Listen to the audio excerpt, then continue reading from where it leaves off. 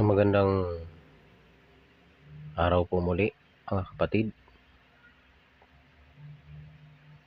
Ah, Muli po ako ay narito upang magbahagi ng salita ng Diyos.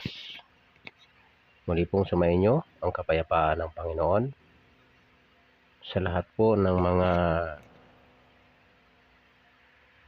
nakikinig at sa mga nanonood ng aking munting video.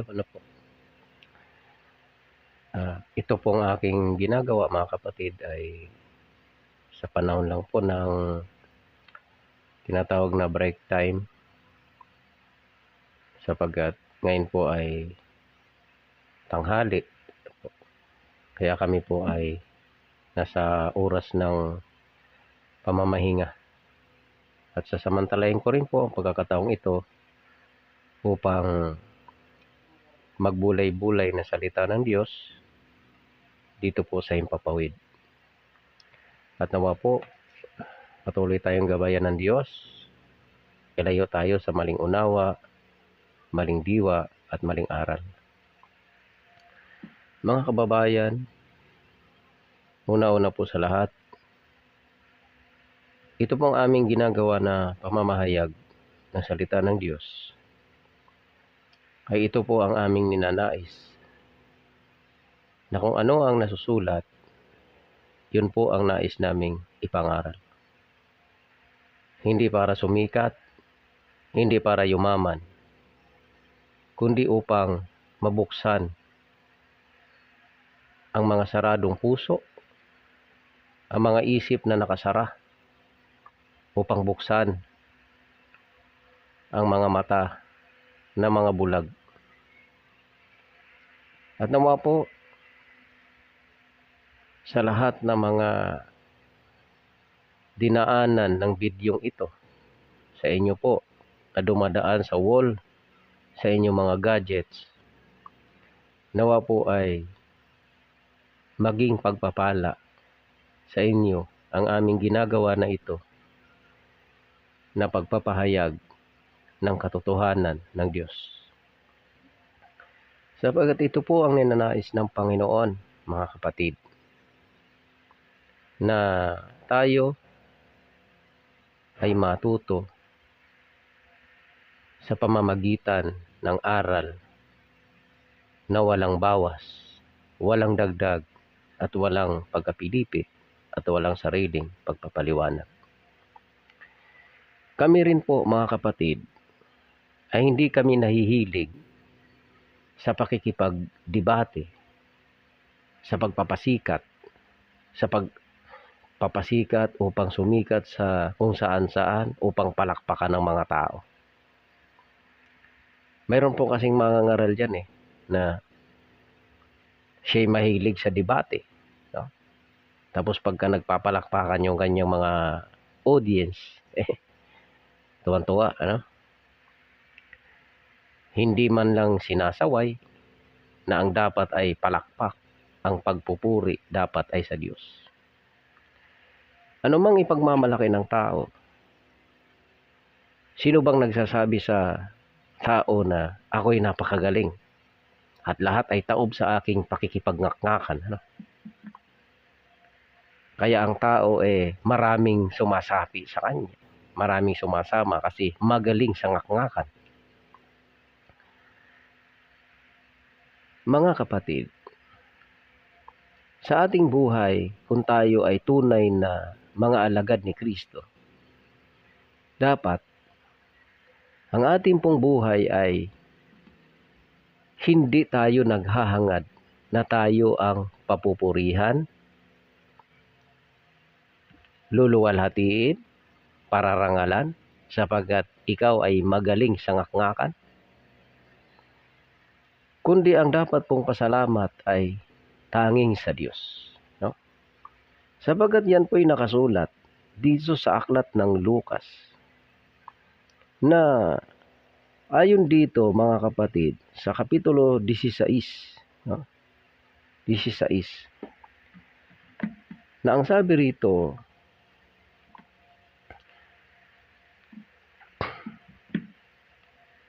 dito sa 16 talatang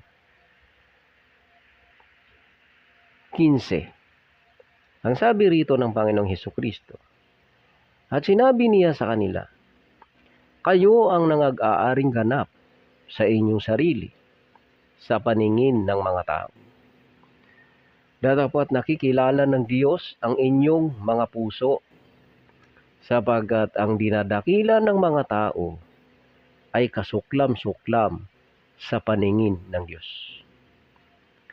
Dito po mga kapatid, mga minamahal, ayaw ng Diyos na ang sumisikat ay ikaw. Lalo na kung ang ikaw nangangaral ka, gamit mo ang salita ng Diyos. Pinupuri ka ng mga tao dahil ang galing mo sa ngakngakan. Ang galing mo sa debate. Kaya tingnan ninyo. Itong halimbawa na lang itong leader ng taga-dating doon. Sila ay nakipagdebate. Nakipagdebate itong leader nila ng pastor na taga-Antipolo. No? Patungkol sa ikapo. Yan. Patungkol sa ikapo ang pinagdidibatihan nila. Ngayon, ang sabi nitong isa, yun dong sa Mateo 23, ang meaning daw noon ay, dapat sana ninyong gawin ang mga ito. At huwag pabayaang di gawin yaong iba. No? Ang linaw naman Ngayon, pinipilosopo nitong si Mr. Lumalakad sa dating daan. No? Nilakaran ng mga masasamang tao. Pinipilosopo. Sabi niya, mali daw sa grammar itong si Pastor Isa. Dahil daw si Ginoong ganito. Ang meaning daw nung Mateo 23:23 ay hindi na raw kailangan ng ikapo. Hindi na raw utos. Kasi sinumbatan daw ni Kristo ang mga Pariseo. At ang tinutukoy daw doon na dapat sana ninyong gawin ang mga ito. Yun daw mga judge, yung justice at ang mercy. Mercy and justice. Yun daw dapat ang gawin. Yan. At huwag daw pabayaang yung mercy at saka justice uli. Kita nyo? Pinipilipit Alam niya na nagsisinungaling talaga siya Kaya lang magaling talaga sa ngak-ngakan ito. Oo, taob talaga ang kalaban ng mga ito. Paano ba naman mananalo ka? Habang nagsasalita ka, i-entrapin ka. No? Patitigilin ka. Kasi nga naman ang katwiran niya, programa ko ito, oras ko ito, slots ko ito. Oo nga naman. Bakit kayo nakikipag-ngak-ngakan dyan na venue nga naman nila yan? Ang ikalawa pa niyang sinasabi, pagka daw mag-iikapo ka, kung gagayahin mo raw yung pag-iikapo ni Abraham, mananamsam ka rin daw. Mang-aagaw ka raw ng pag-aari ng iba, saka ka daw mag-ikapo. Gagayahin mo raw si Abraham. O kayo mga nandyan sa dating doon. Sige. Patunayan nyo sa akin, o sa amin lahat dito, na ang ikapo na ibinigay ni Abraham ay galing sa kanyang pang-aagaw. Sige. Samsam ba ni Abraham yon? Saan nakasulat na yon ay samsam ni Abraham? Ang nakasulat doon sa Hebreo 7, si Abraham ay nagbigay ng 10 bahagi mula sa mga samsam. Itanong ninyo kung si Abraham ba ang nanamsam. Basahin natin ang Henesis, Kapitulo 14. Bigyan lang natin ng daan ito. Kasi itong mga manluloko na ito, mga nagmamagaling, mga nagyayabang na sila magaling sa ngak-ngakan. Pero wala Basahin natin, simulan natin sa Kapitulo 14, talatang Dos. Na ang mga ito ay nakipagbaka laban kay Bera, hari ng sa Sodoma, at laban kay Bersya, hari sa Gomora, kay Sinab, hari sa Adma, at kay Simeber, hari sa Sibwim, at sa hari sa Bila na si Suor. Lahat ng ito'y nagkatipon sa libis ng Sidim na siyang dagat na alat. 12 taong nagsisipaglingkod kay Sidulormer, at sa 13 taon ay naghimagsik, at sa 14 na taon ay dumating si Chedorlaomer at ang mga haring kasama niya, at sinaktan ang mga Repaim sa Asteroth Kamaim, at ang mga Susita sa Ham, at ang mga Imita sa Shebi, Siriteim. Yan. At ang mga Huryo sa kanilang kabundukan ng Seir hanggang sa Iparan na nasa tabi ng ilang. At sila'y nagbalik at nagsiparoon sa Inpasmat o sa Imispat na siyang Kadis, at kanilang sinaktan ang buong lupain ng mga Amalesita at pati ng mga Amoryo na nagsisitahan sa Hasizon Tamar. At nagsilabas ang hari sa Sodoma, at ang hari sa Gomora, at ang hari sa Adma, at ang hari sa Sibwim, at ang hari sa Bila na dili ibat si Sor, at sila'y humanay ng pakikipagbaka laban sa kanila sa libis ng Sidim. Ayan, no? Kita nyo, dito kasi si Lot, tumira dito sa Sodoma no? Ngayon, nagkaroon ng digmaan dito sa Sodoma. Nagkaroon ng digmaan sa Sodoma. At ngayon, si Lot ay nandito, nanirahan sa Sodoma, laban kay Sidolaomer, hari sa Elam, at kay Tidal, na hari ng mga Goim, at kay Amrapel, hari sa Sinar, at kay Aryok, hari sa Elasar, 4 na hari laban sa 5. At ang libis ng Sidim ay puno ng hukay ng biton, at nagsitakas ang mga hari sa Sodoma at Gomora, at nangahulog doon, at ang natira ay nagsitakas sa kabundukan. At kanilang sinamsam. O ayan. Tingnan nyo. Yung mga hari na pumasok sa Sodoma, nakipagdigma sa hari sa Sodoma at Gomora, sinamsam nila ang Sodoma ito pakinggan nyo. At kanilang sinamsam ang lahat ng pag-aari ng Sodoma. Ayan. At Gomora, at ang lahat nilang pagkain, at nagsiyaon. At dinala nila si Lot, na anak ng kapatid ni Abraham, na nananahan sa Sodoma, at ang kanyang mga pag-aari, at sila'y nagsiyaon. At dumating ang isang nakatanan, at ibinalita kay Abraham na Hebreo, na tumatahan nga sa mga puno ng insina ni Mamre, na Amoryo, kapatid ni Eskol, at kapatid ni Aner. At ang mga ito ay kakampi ni Abraham.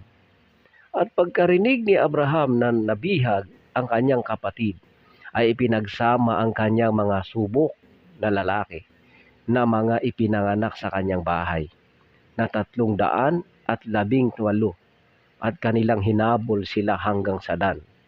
At sila'y nangagpangkat-pangkat sa kinagabihan laban sa kaaway, siya at ang kanyang mga alipin, at kanilang sinaktan sila, at hinabol nila sila hanggang sa Huba na nasa kaliwa ng Damasco. At iniuwi niya ang lahat ng pag-aari. Iniuwi. Hindi sinamsam ni Abraham. Kayong mga uto-uto kayo, diyan sa dating daan na yan, sa pastor ninyo na sinungaling, no? Tuwan-tuwa kayo. Minumura niya ang mga pastor. Pag siya ngayon ang mapamalian, ayaw niyang tanggapin. Mamimilusopo na lang. Sipin nyo, ang sagot nitong si pastor ng dating doon, ang sabi niya, ibig mong sabihin, pag nag-ikapo ka, gagayahin mo si Abraham. Mga ano ka, mananamsam ka rin. Tapos aagawan mo ng pag-aari. Yung mga tao, mananamsam ka, manlulupig ka ng mga bansa bago ka magbigay na ikapo. Ganon siya mamilusopo. Kaso yung pastor kasi, sa bagay, marami po talaga na hindi talaga nagbubulay-bulay ng salita ng Diyos bago sumagot. Kapag ngak-ngak lang ng ngak-ngak, na hindi talaga sinusuri ang nasusulat, ganyan po ang mangyayari. No?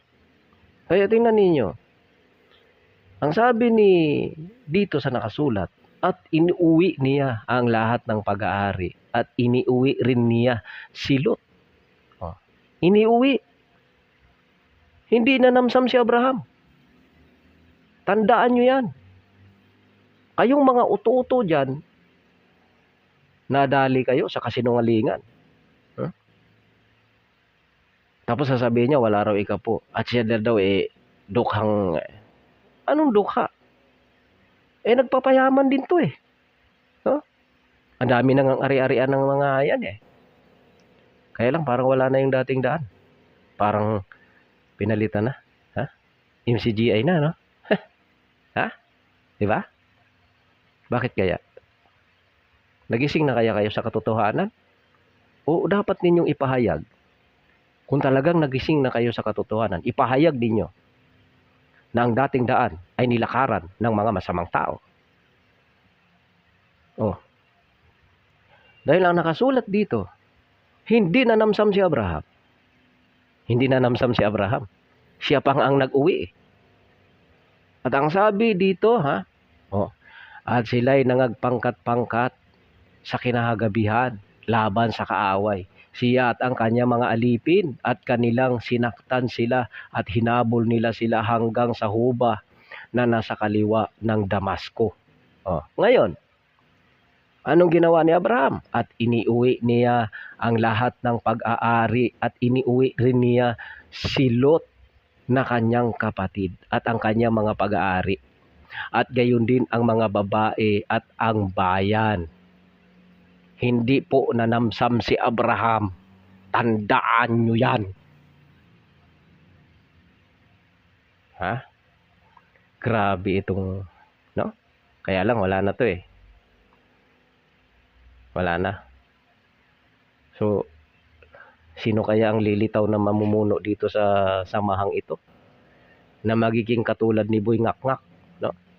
Nung magaling sa ngak-ngakan na maraming pumapalakpak sa kanya. Pinapalakpakan ng mga tao. Yay! Palakpakan sila. Hiyawan sila. Taob ang maraming pastor. Iyak ang maraming pastor. Kasi magaling talaga ito sa ngak-ngakan. Kaya kahit mali na siya, dinadali niya sa pamimilusopo. Sabi niya, ibig mong sabihin, kung gagayahin mo ang pag-iikapo ni Abraham, mangnanamsam ka rin, manlulupig ka ng mga bansa. At aagawan mo ng pag-aari yung tao, yung iyong kapwa, para makipag-ikapo ka. Di ba? Mga uto-uto lang talaga ang naniniwala Kasi, yan ang problema. No? May mga aral din naman Opo. May mga kasama tayo na naaralan na Pero, natangay pa rin. No? Ng dating daan. Nalilakaran ng mga masamang tao. Bakit? Alam na natin yan. Marami po talaga na hindi talaga nagnanasang manatili sa katotohanan. No? Sipin mo, napilusupo lang itong pastor na ito parang natulala siya. Bakit? Napilusupo ni Ginoong Ngak-Ngak na sipin mo, Mananamsam ka rin daw kagaya ni Abraham? Itanong mo sa sarili mo, saan mo nabasa na yung 10 na ibinigay ni Abraham galing sa pananamsam niya? Ha? Kita nyo? Diba? At ang linaw niyan, mga kapatid, ang ginawa ni Abraham, hindi niya sinamsam yun. Binawi pa nga niya eh. Yun ang itinawag na samsam. Bakit? Dahil yun ay sinamsam talaga. Sino ang sumamsam? Si Abraham? Hindi. Yung mga taong hinabol niya. Yun ang nanamsam. Ngayon, dahil sinamsaman, pati si Lot, tinangay, binawi ni Abraham. No? At ang ginawa ni Abraham nung mabawi niya, iniuwi niya. Inuwi niya eh. At iniuwi rin niya si Lot na kanyang kapatid at ang kanyang mga pag-aari. Kita nyo, inuwi eh. Hindi rin niya inagaw eh. Hindi rin niya inangkin. Kundi, inuwi niya. Grabe itong mga taong ito, no? Tindi. Paano nagmamalaki itong mga ito? Sa bagay, wala talaga eh. Wala ka talagang mapapala sa mga tao na nagmamayabang, nagmamalaki. Bakit? Maliligaw ka talaga eh. Kaya nga, ang iniiwasan natin dito, na tayo ay maging palalo.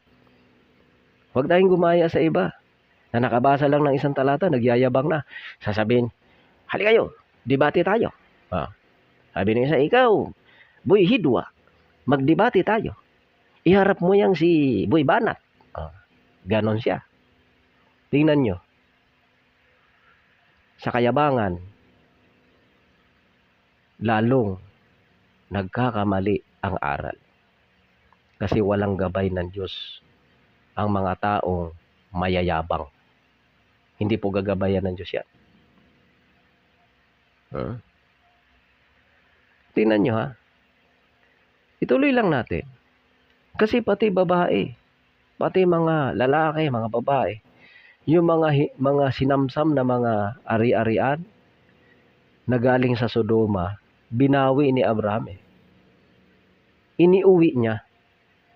Inangkin niya ba? Hindi. Bakit? Basahin natin tuloy-tuloy. At nilabas na sinalubong siya ng hari sa Sodoma. Kita nyo? Sinalubong siya ng hari sa Sodoma eh. Inangkin niya ba ito? At ang sabi rito, pagkatapos na siya ay magbalik na mula sa pagpatay kay Chedorlaomer o Chedorlaomer at sa mga haring kasama niya sa libis ng Siebe, na siyang libis ng hari. At si Melkisedek na hari sa Salem ay naglabas ng tinapay at alak at siya'y saserdote ng kataas-taasang Diyos. At binasbasan niya siya na sinabi, pagpalain si Abraham ng kataas-taasang Diyos na may-ari ng langit at ng lupa. At purihin ang kataas-taasang Diyos na nagbigay ng iyong mga kaaway sa iyong kamay. At binigyan siya ni Abraham ng 10 bahagi ng buong samsam. Diba? Yung samsam na yon, yung buong samsam na yon, na binawi niya doon sa mga nanamsam, doon siya kumuha ng 10 bahagi. Si Abraham ba ang nanamsam? Grabe kayo. No? Hindi po si Abraham ang nanamsam, mga kapatid. Ang nanamsam po, si Chedorlaomer na hari sa Elam. Basta yun eh. Siya yung nanamsam. Sinamsaman nila ang Sodoma at Gomora. Kasama si Lot. Tinangay sila. Ginawa silang bihag. Kaya ang ginawa ni Abraham, hinabol niya yung mga tumangay sa mga ari-arian ng Sodoma at ng Gomora at ng mga ari-arian ni Lot. No? Ngayon ang sabi rito, dito pagkatapos na magbigay si Abraham ng 10 bahagi, anong ginawa dito ng Sodoma o ng hari sa Sodoma? Tingnan nyo. At sinabi ng hari sa Sodoma kay Abraham, ibigay mo sa akin ang mga tao at kunin mo sa ganang iyo ang mga pag-aari. Kita nyo? Yung pag-aari na iniwi ni Abraham, ibinalik nga niya Ibinalik niya, mga kapatid. Kaya ang sabi ng hari sa Sodoma, kunin mo na lahat ng pag-aari. Kunin mo na lahat. Kaya lang may kapalit. Ibibigay ng hari sa Sodoma yung lahat niyang pag-aari, pero may kapalit yon. Ano yon? Kunin mo sa iyong ganang iyo ang mga pag-aari. At sinabi ni Abraham sa hari sa Sodoma, itinaas ko ang aking kamay sa Panginoong Diyos na kataas-taasan na may-ari ng langit at ng lupa. Isinumpa kong hindi ako kukuha maging isang sinulid o maging isang panali ng pangyapak o ng anumang nauukol sa iyo.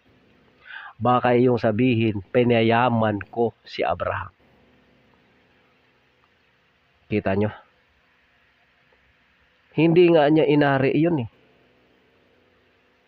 Isinumpa pa niya sa kanyang sarili, sa pangalan ng Diyos na may-ari ng langit at ng lupa. Hindi ako kukuha ng anuman mula sa Sodoma. Ni kahit isang sinulid man lang. Mga kababayan, wag po tayong magpalinlang. Dahil lang sa galing sa kipagngakan nitong tao na ito nadali kayo. At maging itong pastor na nakipagdebate sa kanya sipin mo. Oo nga naman, sa palakpakan pa lang ng kanyang mga audience, tuwan-tuwa na Taob si pastor. Asa isipin mo, kapag daw mag-iikapo ka, gagayahin mo si Abraham, mananamsam, manlulupig ng mga bansa. Manlulupig ng mga bansa si Abraham. Sasamsaman yung mga ari-arian ng mga tao. At doon siya kukuha na ikapo. Grabe. Basahin nyo ulit. Basahin natin ulit. Sabi ng hari sa Sodoma, sinabi ng hari sa Sodoma kay Abraham, ibigay mo sa akin ang mga tao at kunin mo sa ganang iyo ang mga pag-aari. May kapalit Ibibigay na ng hari sa Sodoma yung pag-aari. Sige, sa'yo na yung pag-aari mo. Yung pag-aari na galing sa amin. Ibigay mo sa akin ang mga tao mo. Kasi magagaling yan. Kapalit ng mga tao. Gusto niya bilhin yung mga tao ni Abraham sa pamamagitan ng mga ari-arian. So, grabing kayamanan ito. Bakit? Kasi sabi ni Abraham, at sinabi ni Abraham, sa hari sa Sodoma, itinaas ko ang aking kamay sa Panginoong Diyos na kataas-taasan na may-ari ng langit at ng lupa. Isinumpa kong hindi ako kukuha maging isang sinulit o maging isang panali ng pangyapa o ng anumang nauukol sa iyo, baka iyong sabihin, pinayaman ko si Abraham. Di lalong hindi totoo na si Abraham ay nanlupig ng mga bansa, nanamsam ng pag-aari ng ibang tao, saka siya nag-ikapo. Hindi totoo yon, mga kapatid. Dahil yung ari-arian na binawi ni Abraham mula doon sa nanamsam, ibinalik niyang buo sa Sodoma. Nakakablis, di po ba? Ganon ang Diyos magturo. Hindi kasinungalingan, kundi batay sa nasusulat. Kaya huwag tayong magpapaloko, mga kapatid. Ang katotohanan ay walang kahalong kasinungalingan, kundi ang katotohanan ay pawang nasusulat. Kaya ang sabi rito, sa 24, ganito ang sinabi ni Abraham, libang na lamang ang kinain ng mga binata at ang bahagi ng mga lalaking kinasama ko, si Aner, si Eskol at si Mamre, ay pakunin mo ng kanilang bahagi. Iyan.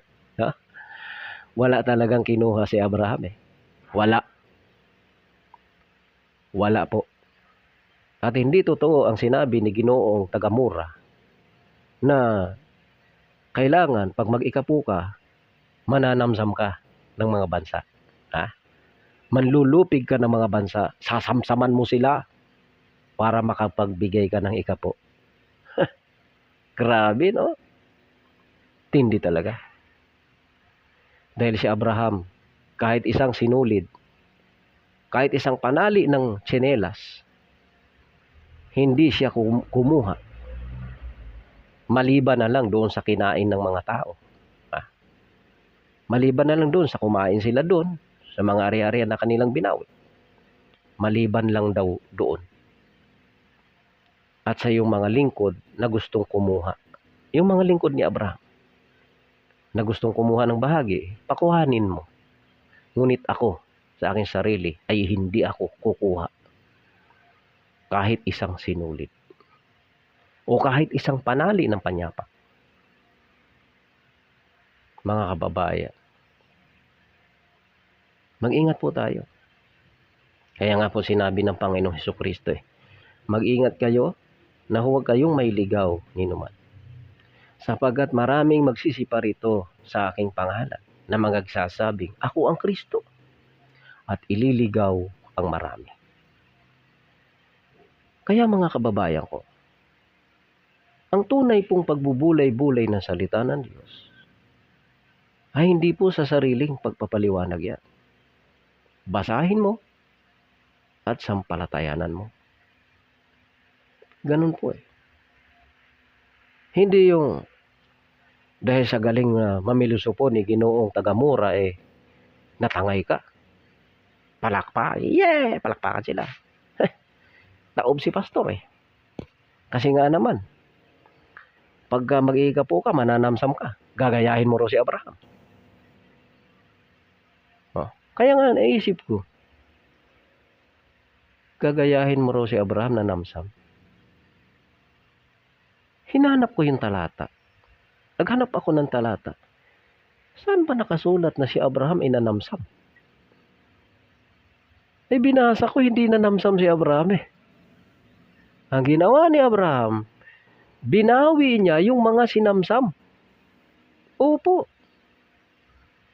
Yung nanamsam, yung mga sumakop sa Sodoma, yung mga lumusob sa Sodoma, yun ang nanamsam. At tinangay pa si Lot. At yung mga ari-arian ni Lot, tinangay. Ang ginawa ni Abraham, binawi. At inuwi niya ang lahat ng mga ari-arian na sinamsam. At doon sa samsam na yon, doon siya kumuha ng 10 bahagi. Kay Abraham ang samsam yon? Hindi si Abraham ang nanamsam nun. Samsam yun ng mga taong kanilang pinatay. Dahil sila ang nanamsam. At sila ang tumangay kay Lot at sa mga ari-arian ni Lot. At ang ginawa ni Abraham, nung mabawi niya ang mga ari-arian yun, ay ibinalik niya sa mga may-ari niyaon. Diba? Binalik niya Kasi nga nung mabawi niya, sabi nung hari sa Sodoma, sige, ibigay mo sa akin ang mga lalaki mo. Ibigay mo sa akin ang iyong mga tao. Kunin mo sa'yo na yan, yung pag-aari. Basta sa akin na yung mga tao mo. Pumayag ba si Abraham? Ulitin ko lang. At sinabi ng hari sa Sodoma kay Abraham, o kay Abram, ibigay mo sa akin ang mga tao at kunin mo sa ganang iyo ang mga pag-aari. Anong sagot ni Abram?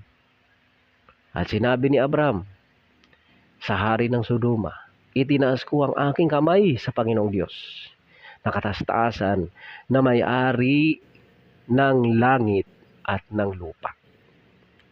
Isinumpa kong hindi ako kukuha, maging isang sinulid o maging isang panali ng pangyapak. Unang anumang nauukol sa iyo, baka iyong sabihin, pinayaman ko si Abraham. Binigay ng ang kusa Hindi nga tinanggap ni Abraham. Yung pa kayang mananamsam si pambihira naman kayo Binigay na ng kusa o ng hari. Ibinigay na eh. O sige, sa'yo na yung mag-ari. Akin na lang yung mga tao mo. Sabi ni Abraham, wag. Baka mamaya sabihin mo, yumaman ako dahil sa iyo.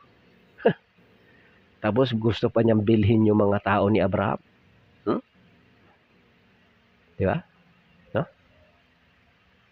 Tunay na ang mababasa natin, imbis na sabihin ninyo na si Abraham ay nanamsam at siya'y nanlupig ng mga bansa. Imbis na ganyan ang sabihin ninyo, yung mga samsam na kinuha ni Abraham, yung mga samsam na binawi ni Abraham, kahit isang sinulid man lang, isang panali ng panyapak, wala siyang kinuha. Wala. Paano nyo ngayon sasabihin na si Abraham ay nanlupig ng mga bansa para manamsam? Ha? Ang sabihin ninyo, mga sinungaling kayo. Yan. Yan ang tamang sabihin. Kasi lumalakad kasi kayo sa dating daan, nalilakaran ng mga masamang tao. Yan. No? Kaya ngayon siguro, dahil lagi ninyong naririnig yan, MCGI na lang. Opo. Pero hanggat hindi ninyo tinatanggap ang katotohanan, mananatili kayong bulag at mga ligaw. Tandaan nyo po yan. Pagbibintangan ninyo si Abraham na nanamsam, nanlupig ng mga bansa. Ha? Sige, patunayan nyo na si Abraham ay nanamsam at nanlupig ng mga bansa. Baka mamaya idudugtong ko yung sinabi ng pastor ninyo dito sa bidyong ito. Baka sabihin ninyo nagsisinungaling ako. Ha? Kaya mga kababayan ko, mag-iingat po tayo. Sa panahong ito ay napakarami talagang mga nagsusugo-suguan. Pero ang aral ay kasinungalingan. No?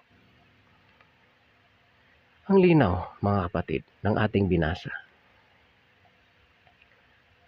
na yung samsam na kumuha doon si Abraham, kumuha siya doon sa buong samsam ng ika-10 bahagi. Buong samsam. Pero hindi yung samsam ni Abraham, kundi yung sinamsam ng mga hari na lumusob sa Sodoma. Yun ang mga nanamsam. At binawi ni Abraham at sa buong samsam na yun, doon siya kumuha ng ika-10 bahagi. At pagkatapos nun, hindi na niya inangkin ang anuman na pag-aari. Kundi sinabi niya, kahit isang sinulid o isang panali man lang ng panyapak, itinaas ko ang aking mga kamay sa Diyos na may-ari ng langit at lupa. Hindi ako kukuha kahit isang panali ng panyapak ni isang sinulid. Linaw? Kaya muli mga kababayan, itong maiksing pamamahayag na ito at naway madilat nawa ang ating mga mata sa katotohanan. Sumuli, pagpalain po kayo ng ating Panginoon at patuloy namang sumainyo ang kapayapaan. God bless po sa lahat na mga nanood ng video ito. God bless po.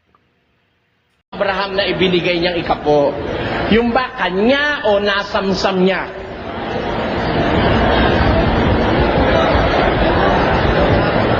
Nasamsam niya. Nasamsam. Yung bang iniutos na ikapo sa mga saserdotes levitas, samsam ba yun? Pakiulit, Mr. Soriano. Uubusin mo oras ko, Mr. Blanco Yung bang iniutos na ikapo sa mga saserdotes levitas sa Israel na kukolektahin sa bayan, yung ba samsam o utos ng Diyos na manggaling sa kanilang mga pinagpagalan? Ayun po ay utos ni Moises. Ano nga yun? Yung ba, Samsam, kapareho ba nung kay Abraham yon? O yun ay iba ang pagkukunan, hindi Iba nga Samsam? po ang kay Moises, iba rin po ang kay Abraham. Ayun. Yung kay Abraham po, ayun po ang sinusunod natin. Ayun, salamat. Hindi yung kay Moises. Ayun. Sa mga tweet, ang susundin natin ngayon, yung kay Abraham. Tama po. Ayan. Ikaw ba, nanlilipol ka ba ng mga bansa at meron ka ba Samsam para ka mag-ikapo? Mr. Soriano, huwag naman ganyan. Below the belt. Hindi. Below the belt. Ikaw ang nagsabi, ang susundin natin yung kay Abraham. Di ba? Sabi mo kanina yung susundin natin yung kay Abraham. At ang kay Abraham, Samsam. Alam niyo, Ikaw ba, pag nag-iikapu ka, nagnanakaw ka ba para ipag-ikapu mo? Alam nyo, sinasabi nyo, Mr. Soriano, na pangit ang ugali ni Abraham. Hindi ganun. Sinabi sa'yo mo. Tingnan mo ha, tingnan mo. May sinabi ba akong pangit ang ugali ni Abraham? Ayun na. Ang tabil ng dila nitong taon to, masahol pa ito sa babaeng chismosa, oh. Eh, wala naman ako sinasabi kay liwaliwalag, tinatanong kita. Sabi mo, sa utos na ikapo, ang susundin natin yung kay Abraham. Yung kay Abraham, galing sa mga Samsam, pinaglupigan sa mga bansa na kanyang mga pinagpapatay. Ikaw ba ngayon, pumapatay at nanlulupig para ka makapagbigay na ikapo sa iglesia nyo? Sagot, Hindi Mr. po. Blanco. Hindi po. Sumusunod ka ba ngayon kay Abraham? Sumusunod.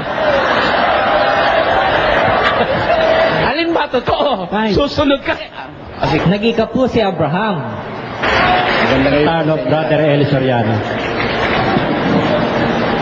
Pwede na po. Pagka sinabi mo, tandaan mo, pag sinabi mo, you are subject to cross. Huwag ka magsasalita ng hindi mo kayang tindigan sa isang diskusyon kagaya nito. Wala naman technicality kung diskusyon ito eh. Salamat kapatid. Pinupuri kita dyan sa punto na inaamin mong mali yung sinabi mo. Titigilan na kita dahil inaamin mo ng mali yan.